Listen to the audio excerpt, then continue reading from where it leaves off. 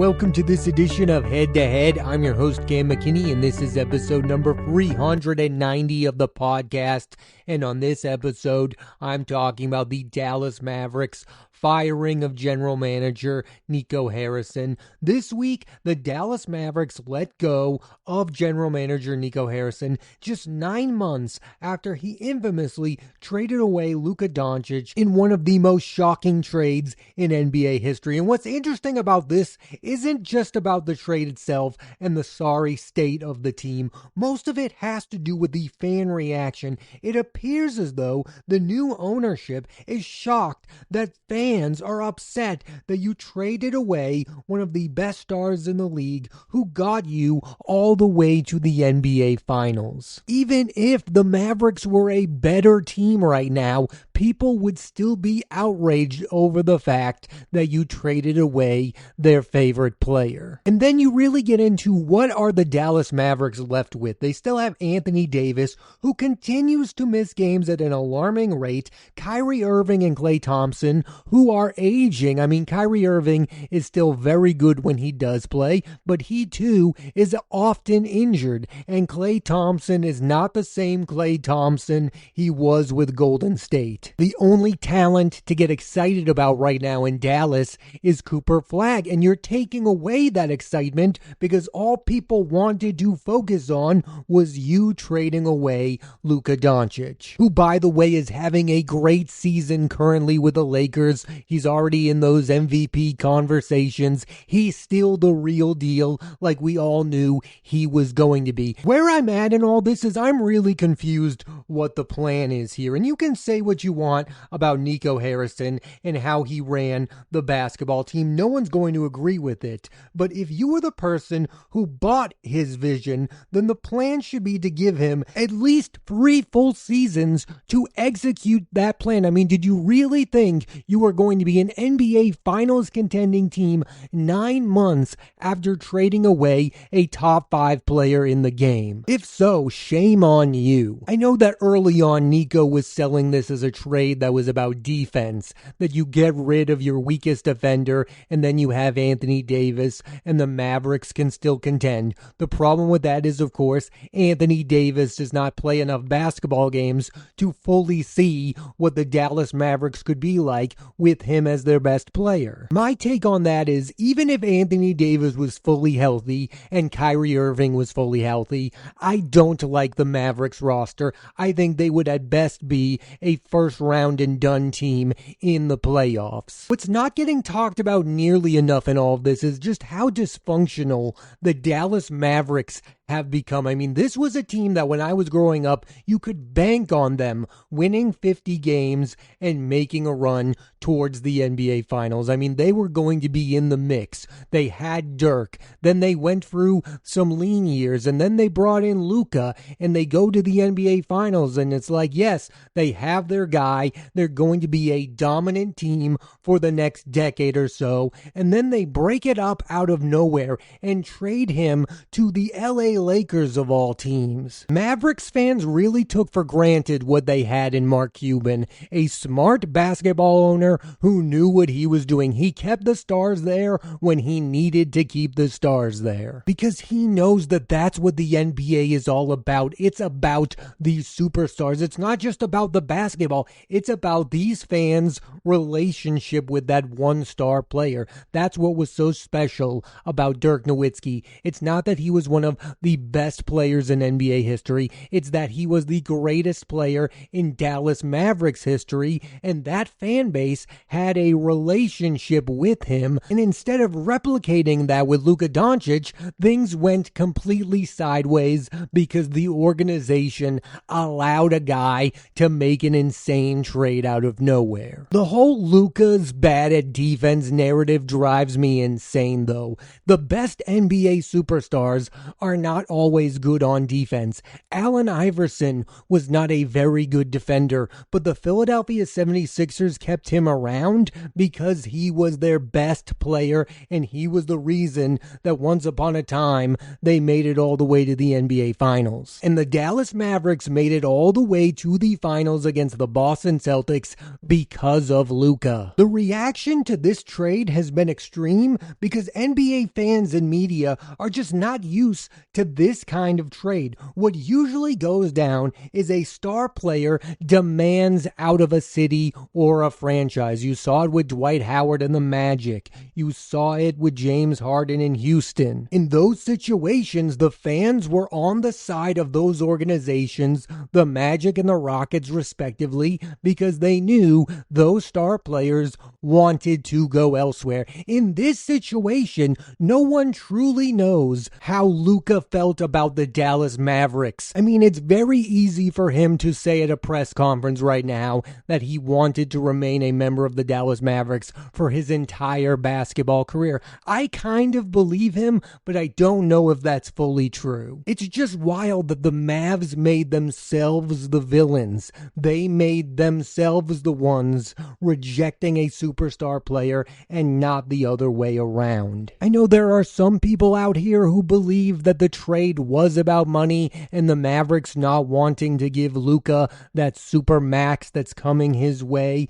I don't really buy that. I think this is a situation where an executive just did not want to bow down to a superstar player. And I think that does work in other sports, but we are talking about basketball where the superstars are kings. The Michael Jordans, the Kobe Bryants, the LeBron Jameses of the world, they dictate what happens on the court. They make all the difference. You made it to the NBA Finals because Luka Doncic is a superstar player who can score 40 points on just about any given night. And I haven't even brought up the fact that they only negotiated with the LA Lakers. They did not go outside of that. They didn't put him on the market because they didn't want it to be a huge distraction. I don't know this to be the case, but if Nico Harrison made a better trade for Luka, he may still very well be the general manager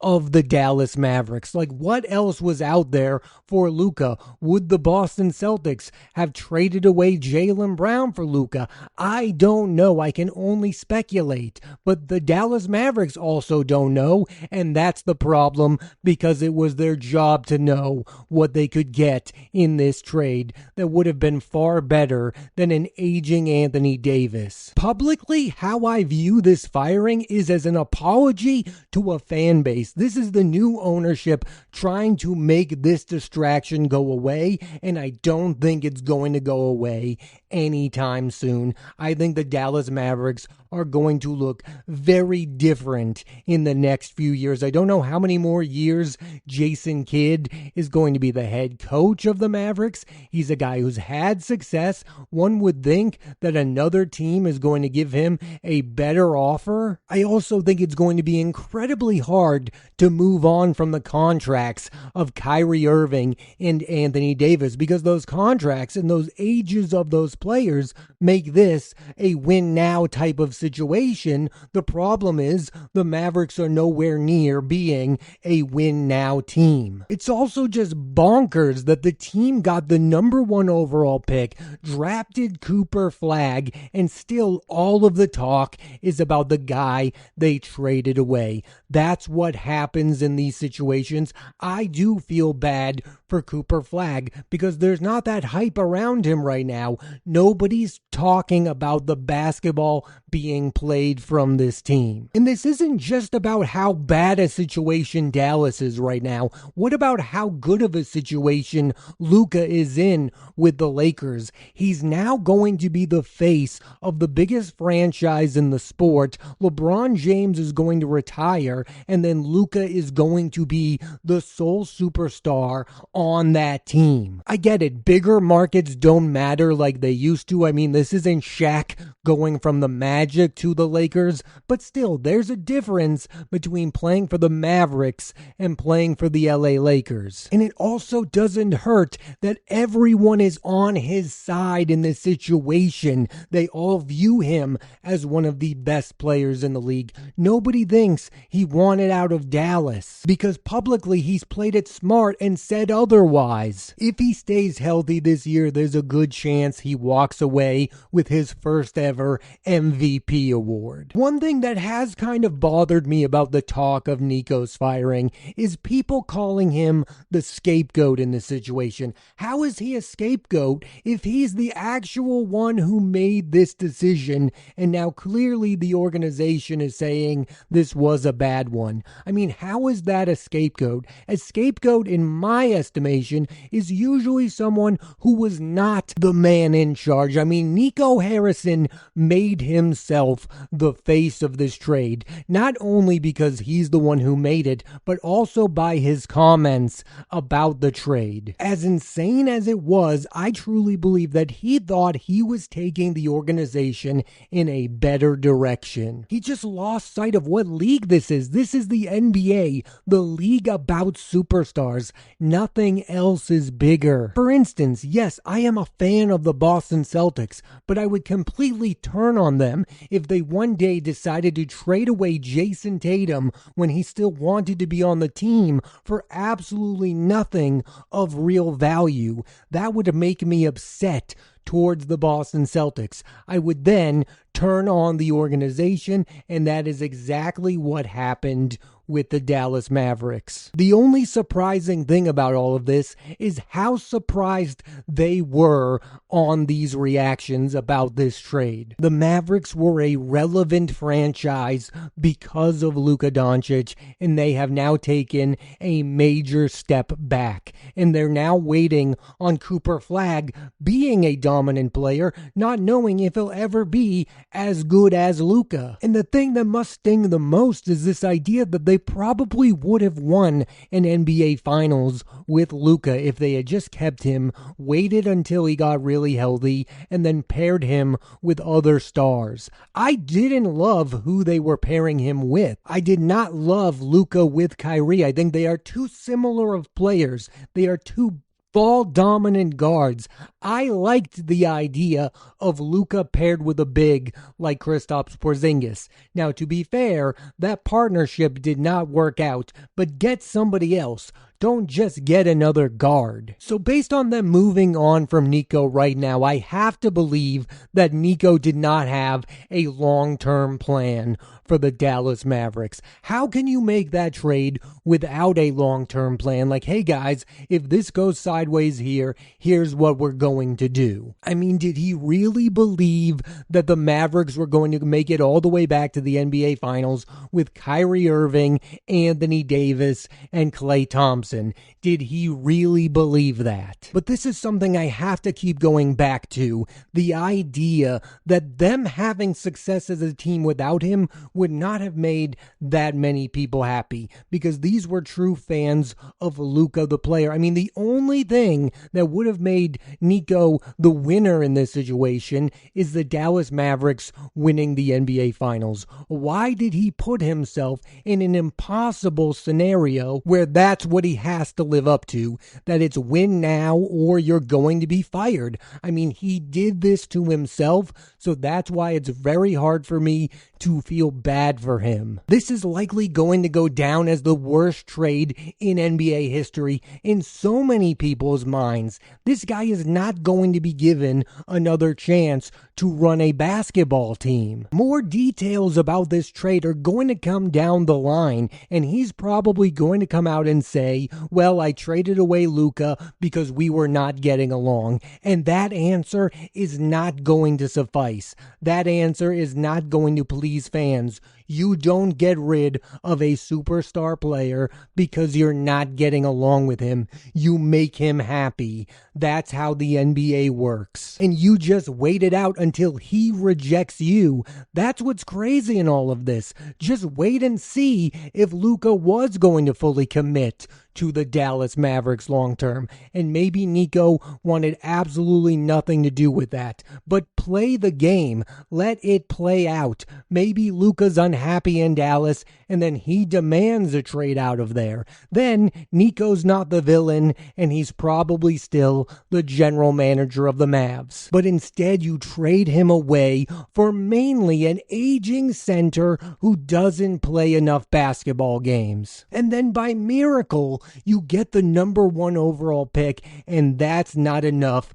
to make your fan base happy. And do you know why that is? Because the best case scenario for that number 1 pick is for them to become Luka Doncic, who you just traded away. I just think this is going to be a very odd couple of years for the Dallas Mavericks. I don't think a superstar player is going to want to have anything to do with them, even though Nico is gone. I just don't think anybody wants to be the best player on the Mavericks right now. Like, the top free agents are not going to want to follow in the footsteps of Luka because that's who they're going to be compared to. Yes, maybe they're going to overpay for a guy and he'll take the bait, but it's going to be a very long time for the Dallas Mavericks to have another top 10 player in this league unless Cooper Flag develops into one. That's their only hope, which is a real shame because this was a premier franchise in the league. They were always competitive. They always had good players. They had good head coaches. They were a well-run organization, but this one bad move is going to haunt them for a long time. And it's only getting worse and worse by the day. And there's a part of me that believes that the Mavericks, by firing Nico Harrison, believe that this means they're going to stop talking about the trade, that the media is going to stop asking questions about Luka. No, guys, this isn't going away. This is going to be your legacy unless you turn things around organization-wise. If there really was a feud between Nico Harrison and Luka Doncic, it's beyond insanity that the Dallas Mavericks chose the side of Nico Harrison. This is the NBA. What you do is you pick the side of the player. Do you know how many great head coaches and executives have been fired because a star player wanted them gone? Too many to count. LeBron James gets his way because he's LeBron James. Kevin Durant has done this to so many organizations because he's Kevin Durant. Luka Doncic is in that same vein. You should have done everything and anything to keep him happy. Instead, you traded him away and gave him the ultimate motivation to become an even better player. When all's said and done, I think we're going to look back at this trade and say this was the absolute best thing that could have happened for Luka Doncic because he has that motivation. He's about to become the face of the Lakers. He's being coached by a guy who I think is going to become one of the very best in the league in JJ Redick. And like I keep saying, everyone is on his side in this situation. We are now rooting for Luka. We wanted this to kind of happen to the Dallas Mavericks. There are so many people who wanted this to blow up in their face. And it has, and it's okay to feel bad because a guy lost his job,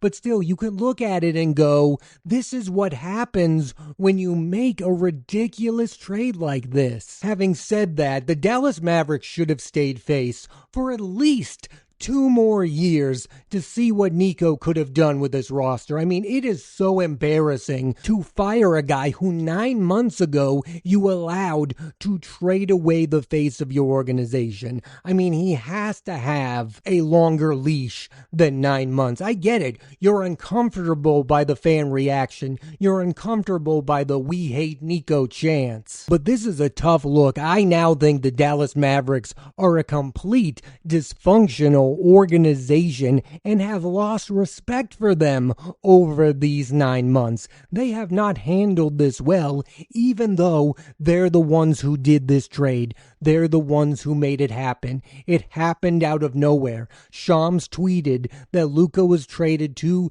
the LA Lakers. Guess who did that trade? The Dallas Mavericks. And now they want absolutely nothing to do with it? And they want to have a nothing to see here kind of attitude about the guy who they let do it? I think that's kind of shameful. And I really don't think this is the end of things. Like I said, Jason Kidd is not going to be your head coach for much longer. There is going to have to be an organizational overhaul for the Dallas Mavericks to repair their reputation. I just don't think you'll ever see another trade like this in the NBA because it's all about letting the player reject you. Like LeBron leaves Cleveland and fans are mad at LeBron because we all know, well, the organization wanted to keep him, but the player wanted to go elsewhere. That's how you let these situations play out. You don't ever move on from a guy who we all believe to be a star unless he doesn't want to play for your team. That's the lesson to learn here. Never make yourselves the villain. That's what Nico Harrison and the Mavs did. They made themselves the villain. Thanks for listening to this edition of Head to Head. I'm Cam McKinney, and there'll be a new episode of the podcast every Monday on Apple Podcasts and Spotify, so please rate, review, and subscribe.